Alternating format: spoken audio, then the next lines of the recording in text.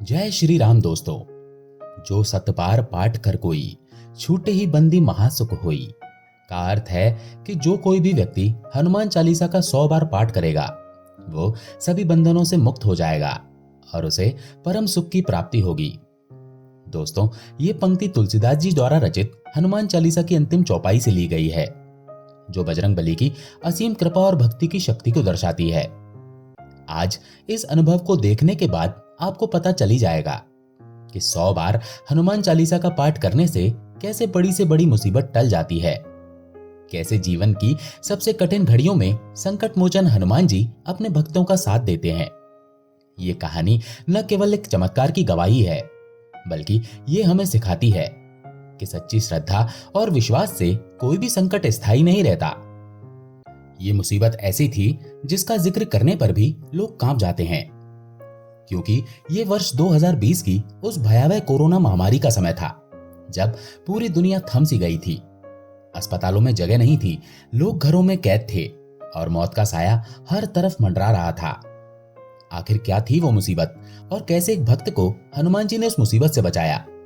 ये जानकर आपका भगवान पर विश्वास बढ़ेगा, आपकी आस्था और गहरी हो जाएगी। तो आपसे निवेदन है कि इस वीडियो को आप आखिर तक जरूर देखिएगा, क्योंकि हर पल में छिपा है हनुमान जी का एक नया चमत्कार। आज की कहानी है हर्षित पटेल जी की, जो एक साधारण इंसान है, लेकिन उनकी भक्ति असाधारण है। वैसे तो वो गुजरात के सूरत में रहने वाले हैं, जहां की हलचल भरी जिंदगी, हीरा उद्योग की चमक और परिवार की गर्मजोशी उन्हें हमेशा याद आती है। लेकिन पिछले 7 सालों से वो कुवैत में जॉब कर रहे हैं, एक विदेशी धरती पर जहां संस्कृति अलग है, भाषा अलग है और चुनौतियां अनगिनत हैं। वहां की रेगिस्तानी गर्मी, लंबे काम के घंटे और घर से दूर रहने की तन्हाई उन्हें कभी कभी तोड़ देती है, लेकिन हनुमान जी की भक्ति ही उनका सहारा है। वैसे तो हनुमान जी ने हर्षित जी का हर कदम पर साथ दिया है। छोटी छोटी बातों में भी उनकी कृपा दिखी है, जैसे जॉब में प्रमोशन, परिवार की सलामती या अचानक आने वाली मुश्किलों का हल। जब जब मुसीबत आई तब तब बजरंगबली ने उनकी सहायता की है, कभी सपने में दर्शन देकर, कभी किसी अजनबी की मदद से, कभी मन में अचानक आते विचार से।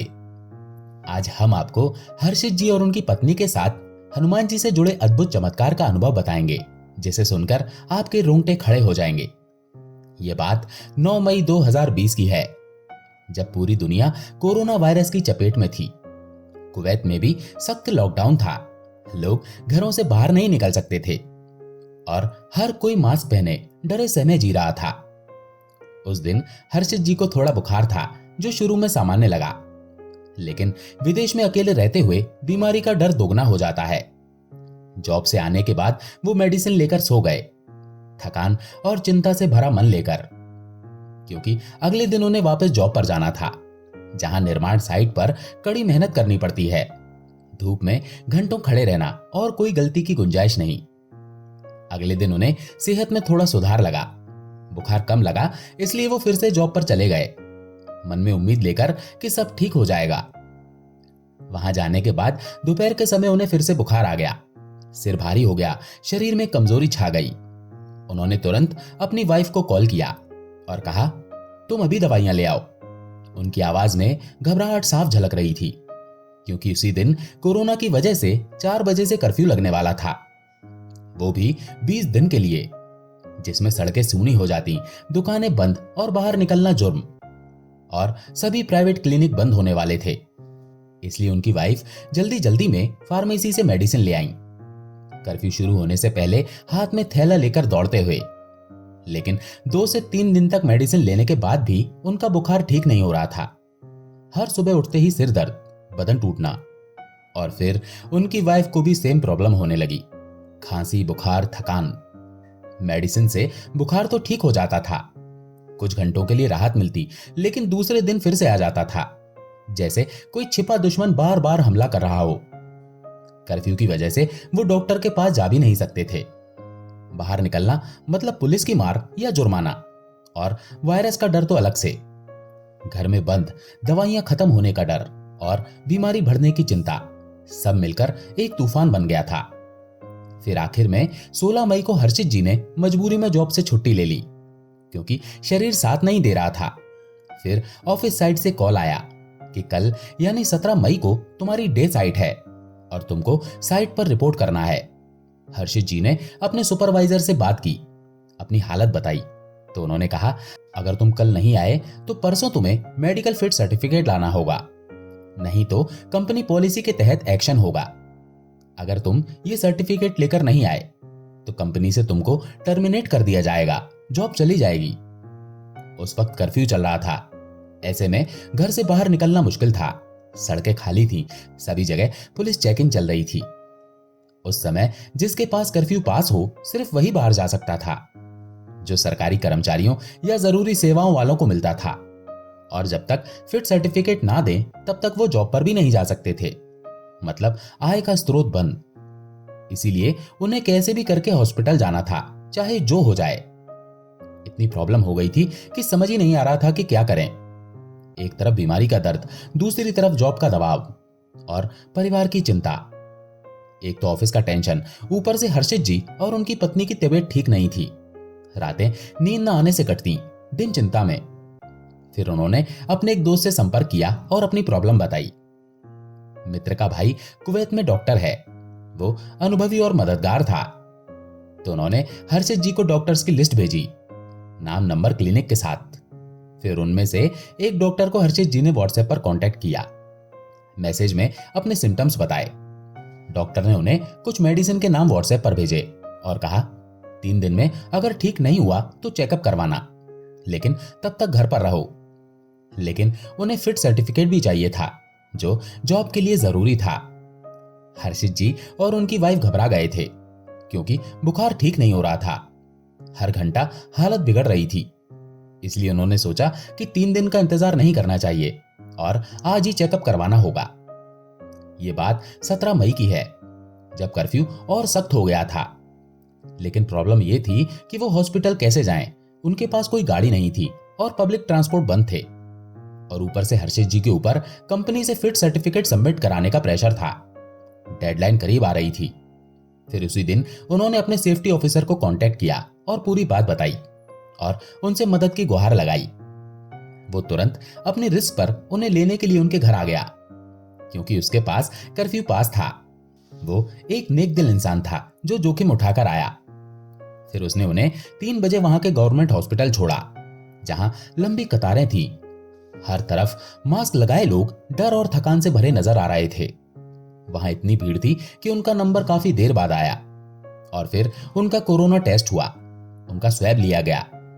टेस्ट करने के बाद उन्हें 14 दिन का होम क्वारंटाइन दिया गया, यानी घर पर ही रहने का ऑर्डर। हॉस्पिटल में हर्षित जी को दवाई दी गई, पर उनकी वाइफ को एक भी दवाई नहीं दी, क्योंकि उनकी हालत कम गंभीर लगी। वहां से वो शाम 6 बजे फ्री हो गए थे, लेकिन कोई गाड़ी ना होने के कारण वो घर भी नहीं जा सकते थे। हॉस्पिटल के स्टाफ ने कहा था कि हम आपको घर छोड़ देंगे, लेकिन उस समय रमजान चल रहा था, मुस्लिम बाहुल देश में पवित्र महीना। 6 बजे के बाद वे अपना फास्ट छोड़ते हैं, तो उन्हें हॉस्पिटल में ही इंतजार करना पड़ा। वो बेंच पर बैठे बैठे इंतजार कर रहे थे। कोई स्टाफ उन्हें छोड़ने के लिए आएगा भी या नहीं, वो भी पता नहीं था। अनिश्चितता का बोझ उनके ऊपर हावी हो रहा था। इंतजार करने के अलावा उनके पास कोई रास्ता नहीं था। वहां एक महिला डॉक्टर थी।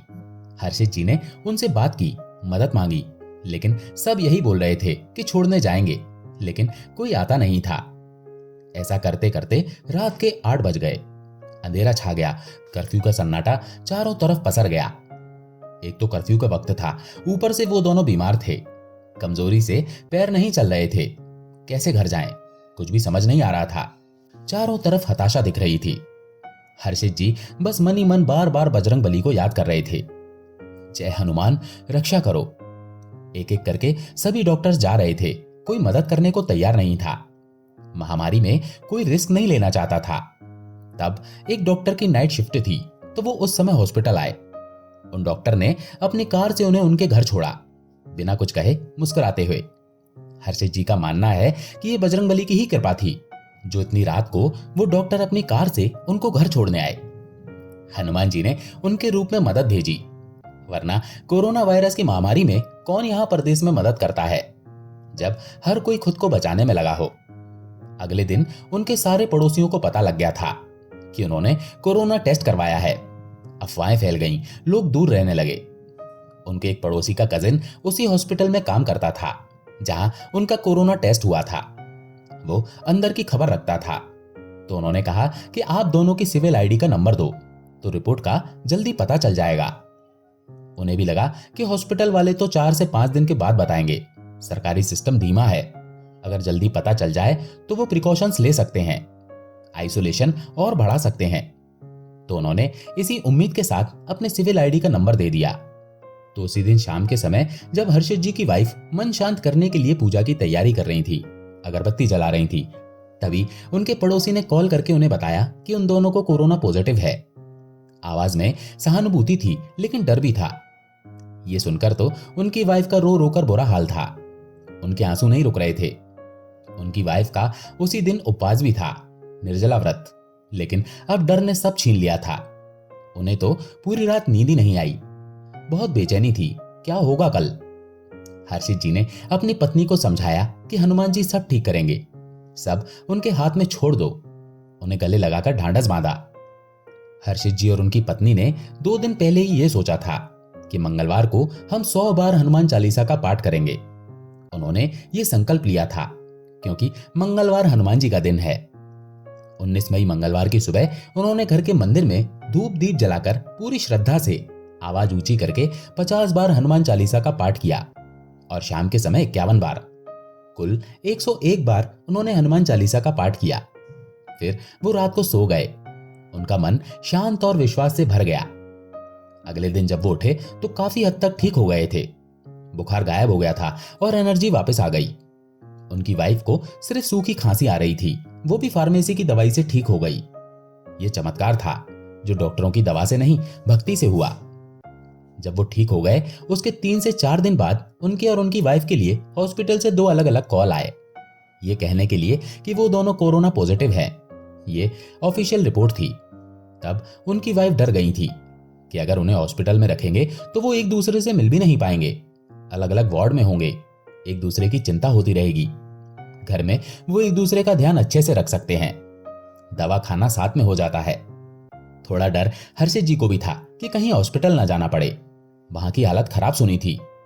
हर्षित जी बार बार हनुमान जी से प्रार्थना करते कि उन्हें और उनकी पत्नी को हॉस्पिटल ना जाना पड़े। हॉस्पिटल से बार बार फोन आने लगे और हर बार वो यही कहते कि वेट फॉर एम्बुलेंस, तैयार रहो। लेकिन 31 मई को उनके होम क्वारंटाइन के 14 दिन खत्म हो गए और उन्हें हॉस्पिटल जाना ही नहीं पड़ा। अब उन्हें ऑफिस में देने के लिए फिट सर्टिफिकेट की जरूरत थी, क्योंकि उसके बिना वो जॉब ज्वाइन नहीं कर सकते थे और टर्मिनेशन का खतरा था। इसलिए जिस डॉक्टर ने उन्हें बताया था कि वो कोरोना पॉजिटिव हैं, उन्होंने उसे फोन किया और सारी बात बताई और विनती की। डॉक्टर ने कहा कि हॉस्पिटल से तो आपको फिट सर्टिफिकेट नहीं मिलेगा, क्योंकि अभी तक किसी को दिया ही नहीं है। फिर हर्षित जी ने डॉक्टर से कहा कि फिर मैं अपनी कंपनी को कैसे समझाऊं, मेरी नौकरी चली जाएगी। तो डॉक्टर ने कहा कि आपके मैनेजर से मेरी बात करवा देना, मैं उन्हें समझा दूंगा। इस बात को भी उनकी कंपनी नहीं मानी। वहां सख्त नियम थे, उन्हें तो फिट सर्टिफिकेट ही चाहिए था। हर्षित जी ने डॉक्टर को कन्विंस किया, बार बार फोन करके, पर उन्होंने कहा कि आपके एरिया में जो हॉस्पिटल है, लोकल लेवल पर वहां जाकर बात करो, शायद मिल जाए। अब उन्हें अपने एरिया के हॉस्पिटल में जाना था, लेकिन यहां भी एक प्रॉब्लम थी। वो पहले कुवैत में दूसरे एरिया में रहते थे और सिविल आईडी पर उनका पुराना एड्रेस था। कर्फ्यू के वक्त वो वहां तक कैसे जाएं, ये प्रॉब्लम थी। फिर उन्होंने अपने एक पुराने दोस्त से बात की। उनकी छुट्टी थी तो वो रिस्क लेकर कार से उन्हें हॉस्पिटल ले गए। वहां जाकर पता चला कि हॉस्पिटल बंद था, उसके बंद होने का समय हो चुका था। कर्फ्यू के कारण हॉस्पिटल 9 से 1 बजे तक खुला रहता है। फिर अगले दिन 2 जून को वो फिर से हॉस्पिटल गए, सुबह सुबह। वहां काफी लोग थे, लंबी कतारें थी, लेकिन बजरंगबली की कृपा से उनका नंबर जल्दी ही आ गया। अब बस यही टेंशन था कि सर्टिफिकेट जल्दी मिल जाए। लेकिन वहां पहुंचने के बाद वहां के डॉक्टर ने सर्टिफिकेट देने से मना कर दिया और कहा कि आपको और 14 दिन के लिए क्वारंटाइन रहना होगा, मतलब कि कुल मिलाकर 28 दिन। अब हर्षित जी ने अपना धीरज खो दिया। उनका मन गुस्सा और निराशा से भर गया और तुरंत ही जिस डॉक्टर ने पॉजिटिव कहा था, वो डॉक्टर एम्बेसी वाले डॉक्टर थे। भारतीय दूतावास से जुड़े। फोन पर चिल्लाते हुए उस डॉक्टर को सब बात बताई तो उन्होंने उस हॉस्पिटल वाले डॉक्टर से फोन पर बात की और उसे समझाया, लेकिन फिर भी डॉक्टर मानने को तैयारी नहीं था। वो अपनी जिद पर अड़ा हुआ था। फिर एम्बेसी वाले डॉक्टर ने उनके सीनियर्स से बात की और समझाया कि 28 दिन वाला रूल नर्सेस और डॉक्टर के लिए है, हेल्थ वर्कर्स के लिए, आम लोगों के लिए नहीं। उनके समझाने के बाद, लंबी बहस के बाद उन्होंने तुरंत ही उनको फिट सर्टिफिकेट बनाकर दे दिया। हर्षित जी ने उसी दिन यानी 2 जून को अपनी कंपनी में अपना सर्टिफिकेट सबमिट कर दिया और राहत की सांस ली। बाद में उनके साइट ऑफिस से कॉल आया कि तुमको और 2 हफ्ते रूम पर ही रेस्ट करना होगा। वो बहुत परेशान हो गए थे क्योंकि कोविड-19 के कारण सभी कंपनियां अपने स्टाफ को कम कर रही थी, छटनी हो रही थी।